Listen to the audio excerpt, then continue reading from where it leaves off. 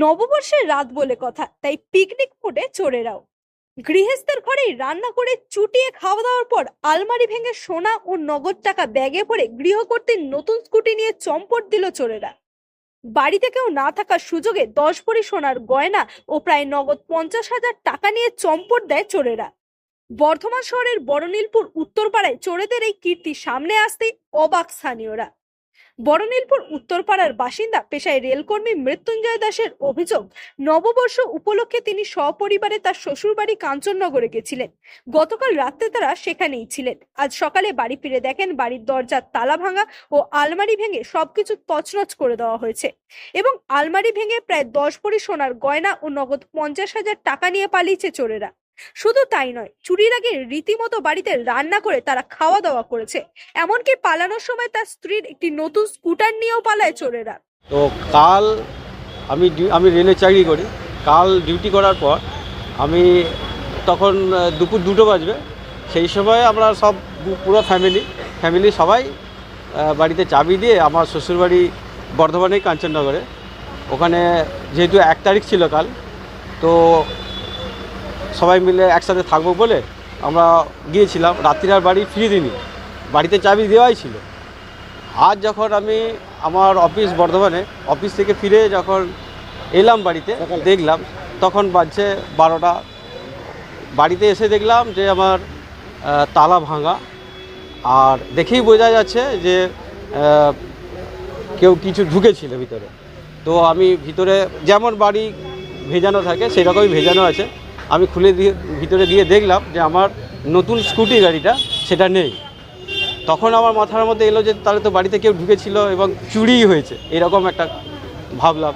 তা ভিতরে গিয়ে দেখলাম আমার বাড়ির 2তলা বাড়ির নিচের তলা এবং উপর তলা পুরো আলমারি খোলা, পুরো লণ্ডভণ্ড সোনা দানা।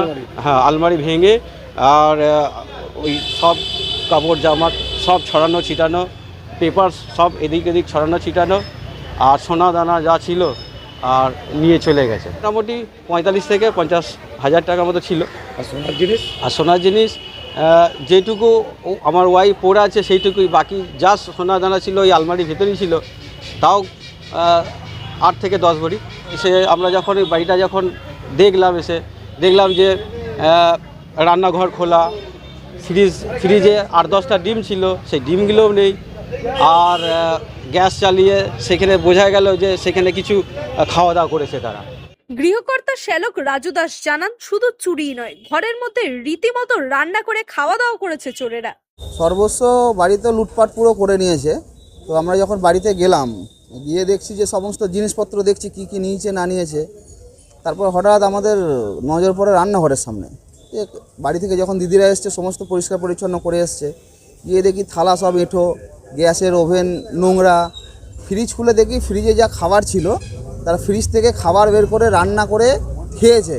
মানে হাতে পর্যাপ্ত টাইম পেয়েছে, কারণ এটা তো ধরুন হয়তো কোনো খবর ছিল বা আশেপাশে কেউ খবর দিয়েছে বা অন্য কোনো সোর্স মারফত খবর পেয়ে তারা গেছে, দেখছে খালি বাড়ি, পর্যাপ্ত টাইম পেয়েছি, রান্না বান্না করে ওখানে খেয়েছে। ডিম ছিল 8-10টা ডিম ছিল, 8-10টা ডিমও খেয়েছে তারা, ফ্রিজ থেকে বের করে খেয়েছে। আবার ওই সবই রেখে দিয়েছে, ডিম ভেজে খেয়েছে। তো আমরা যখন কমপ্লেন করতে আসি বর্ধমান থানায়, তখন তাড়াহুড়োর মধ্যে কমপ্লেন করার পর হঠাৎ আমাদের চোখে পড়ে আমাদের গাড়িটা বর্ধমান থানায় রাখা আছে। তখন এখানে খবর স্যারদেরকে বলার পর স্যাররা খোঁজ খবর করলেন যে হয়তো পিসি পার্টি কালকে যে স্যাররা ছিলেন তারা হয়তো গাড়িটাকে রাতের বেলায় ধরেছে। কারণ একটা নতুন গাড়ি, একটা চোরকে তো দেখলেই তো স্যাররা চিনতে পারবেন। তাদেরকে দেখে হয়তো সন্দেহ হয়েছিল বলে রাতের বেলায় গাড়িটাকে ধরে এনেছেন। এবার স্যারদেরকে আমরা দরখাস্ত দিলাম, কমপ্লেন করলাম, স্যাররা তো আশ্বাস দিলেন যে যতটা যা পারা যায় আমরা করছি।